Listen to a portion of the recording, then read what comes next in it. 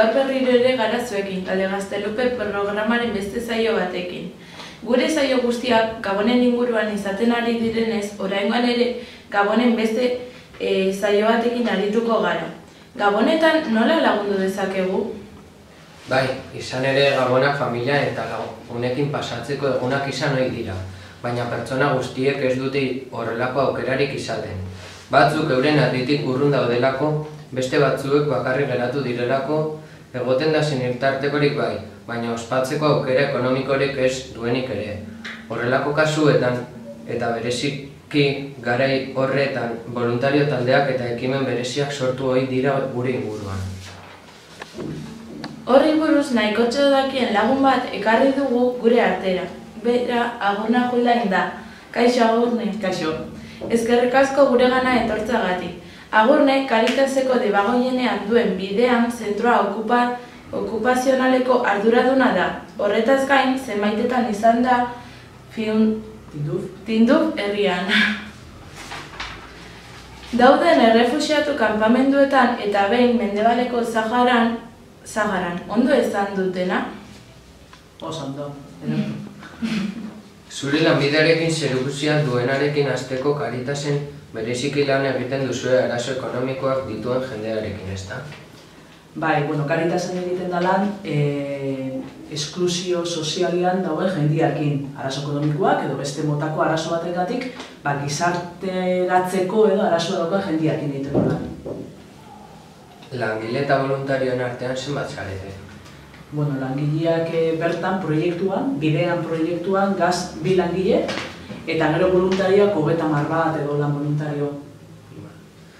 Eta zenbat laguni eskatzen diozu laguntza? Eskaini, laguntza eskaini. Ontxe bertan, gutxi gora bera parte hartzen dago zentruan, bertan 75 pertsonak edo. Zentrua, bidean proiektuan, parte hartzen dago 75 bat pertsona. Zerbait berezi egin ohi da Gabon inguruan? Gabonak gure inguruko ospakizun bat izanik, gure helburua da gizarteratzea eta mundu laboral batean inserzio hori egotia, ezta? Orduan guk berezia Gabonetarako bakarrik ez baizik eta gure inguruko ohitura ezberdinei edola pixkat erakutsi eta pixkat bertan barneratu, ez? Gabonetarako adibidez, antolatu du datorren osteguna izango dela zentruan azkenengo eguna, martxan egongo dana, oporrak eta gero buelta arte, inbia gau bazkari berezi bat danon artean antolatuta, guk bertan zentruan ditxen dugu egunero bazkari dut holan, eta antolatu behar du bazkari berezizek Gabonagatik, eta arbola, jaiotza eta pizkat Gabonak zer dien, eta danon artean elkarrekin egon eta familia handi bat izango balitzu bezala. Norbaitek nahi izango balu zerbait eta nola egin dezake? Errezena edo lan izango ditzake Caritasekin harremanetan jartzia. Bidean proiektua dago Arrasaten Kataide poligonuan, eroskitik ateratzerakoan Bergararuntz bertan dagoen poligono industrialean, bertan dauko lokala. Eta bertan egoten gare, 8:30 6 arte egunero. Orduan, norbaitek gura izaten badau, lehenengo zentrua ezagutu, zer egiten duen, egunero horretan zer egiten dugun, eta gero horren inguruan ideia baraukin eta esaten da, ni dauket, ni gongo nintzake preste, nire bizitzako ordu bete hastien zerbait egiteko. Ikusi eta gero, igual erreza bada esatia, bainik hau edo ineke bestia orduan errezena, bertara fan, hastian zier, astegunetan, larun bat igatetan da jai egunetan ez gara egoten, baina astegunetan 8:30 6:00 egoten gari bertan, eta holan, zentrua ezagutu, zer egiten duen ezagutu, eta hor, esan aurkeztu bere burua esateko, nik nahi dut hauein edo bestien, edo hauein ez, igual, norbaitek nahi da oso zerrein, mondiokan ez dugu nahi txen.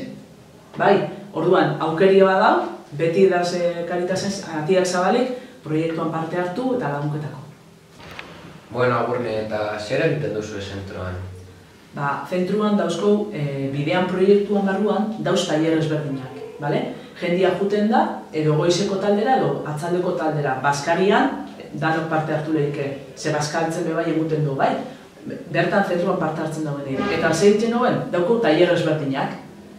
zuek eskolan dakazuen moduan matematikak eta gizarte eta ez dakize, gu dauzko bertan, tailer ezberdinetan zertarako jendeak ikasteko eta zeregin bat egiteko. Dauko tailer bat, jostailuak eta erropak eta holan, balio dauienak birziklatzeko, berriz erabiltzeko, alde batean jartzen txugu. Ez dauienak balio, plastikua eta lau bestia, orduan sailkapen moduko bat itzen du, bai jostailuekin eta bai erropakin. Gero dauko tailer bat, dala industrialagoa, da pieza txikitsuak eta holan montau, bai enpresetan eta holan dauzenak, lan ohiturak ze helburua laneratzia da, lan ohitura ezberdinak aurkitzeko eta hemengo lanak eta ezagutzeko.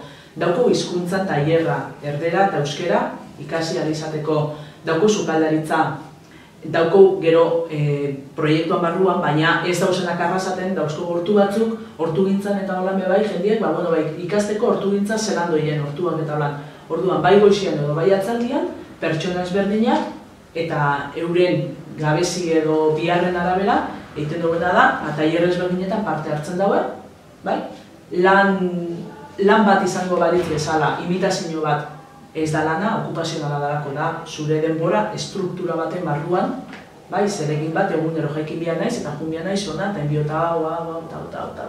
Orduan, tailer ezberdinetan parte hartzia.